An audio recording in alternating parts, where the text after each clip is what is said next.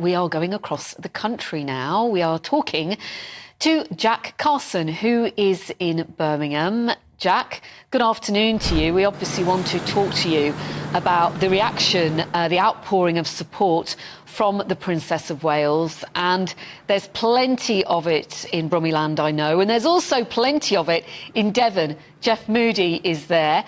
Good afternoon to you, Jeff. Let's start with you. You've been talking to plenty of people.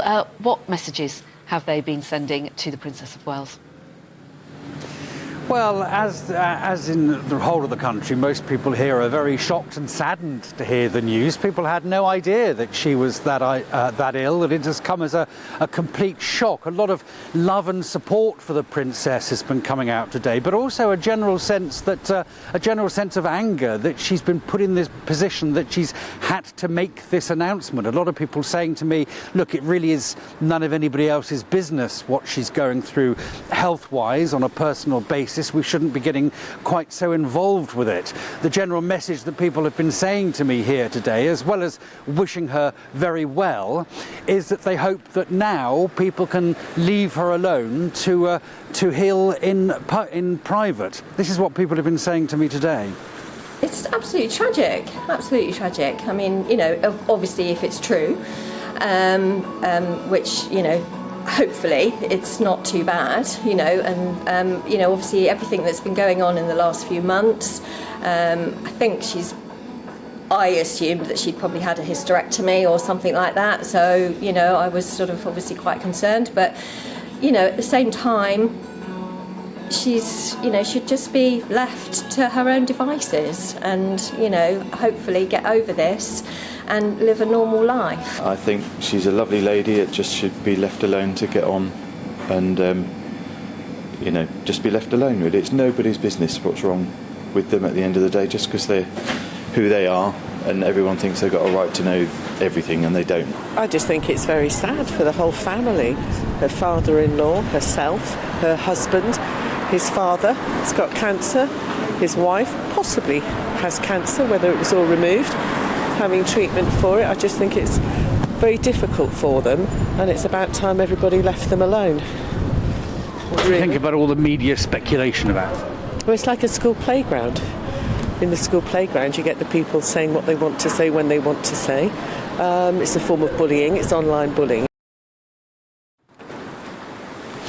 A lot of people are also saying that it's brought back memories of their own diagnosis. This feels very personal to a lot of people. And a lot of people saying they were very impressed and touched, and indeed shed a tear at the end of her video message yesterday when she said that whoever you are, if you have had a cancer diagnosis, you are not alone.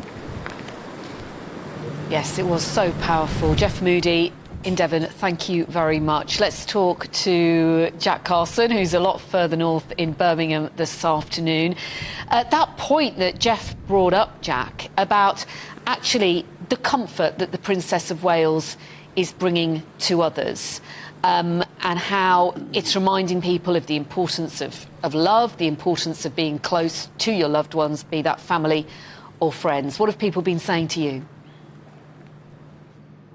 Yeah, well, that feeling is echoed across the country, certainly here in Birmingham. What Jeff was saying there, that final part of the final message from Princess Catherine yesterday, saying that you are not alone, just from the people that I've been speaking to in Birmingham this morning and today, that feels like the message that has really got through. Macmillan Cancer Support say that around 3 million people currently in the UK are living with cancer. There's somebody diagnosed on average around every 90 seconds. So for something, certainly the feeling here, for someone as poignant and as such a huge figurehead within, of course, the royal family and that institution within the United Kingdom, for them to become and be so open about their diagnosis, of course, as well as His Majesty the King, that certainly touched a lot of people here. Certainly a woman I spoke to earlier on that said that she had cancer herself, and she'd lost her mum when she was young as well, so she knew and understood the kind of feelings and the sympathy and the empathy towards, of course, the Prince and Princess of Wales, very young children. So that's certainly feeling that they are grateful for the Princess of Wales for being so open about her diagnosis, but also, of course, very supportive and sympathetic towards, of course, this treatment that she is now about to start. But take a listen to what a few people told me a little bit earlier on. Shocking, and it's a private matter really, and I think the media and the press said have hounded her for the last 3 months. Absolutely shocking. Just let them be. It's a private matter between Princess of Wales and the Prince of Wales. Just leave it at that now. Yeah, it's very shocking really, and obviously it's 1 in 2 people are getting cancer now, so I think we all should be a little bit more respectful and just let her get on with it, and to recover with her family and just lay off her a little bit. I think she had a lot of scrutiny over the last few weeks. So. She's got young kids, she's got a family. I think that's probably the more upsetting thing about everything. The public eye and things doesn't really matter at the minute, does it? Well, we were shocked, but knew that there was something not right. You wouldn't keep things quiet for that long if there wasn't something that was wrong. And I think what's really reflective from what you heard from those people here in Birmingham this morning that I spoke to, it really does feel like now, and I think probably reflected across the country, that this is now a moment to really draw a line, of course, under this wild speculation that's been over social media. Some of the people that I've spoken to this morning feel like the Princess of Wales, to them, was almost forced into this in some ways because of that wild speculation that didn't seem to stop whenever, of course, the royal family tried to play down, of course, and play down the rumours and stick to, of course, what they said was the original plan of returning after Easter. So, yeah, mixed feelings of being grateful that Princess Catherine has come so openly about this diagnosis, but feeling now is the time to draw that line and respect her privacy at this difficult time. Jack Carson in Birmingham, Jeff Moody in Devon. Thank you both.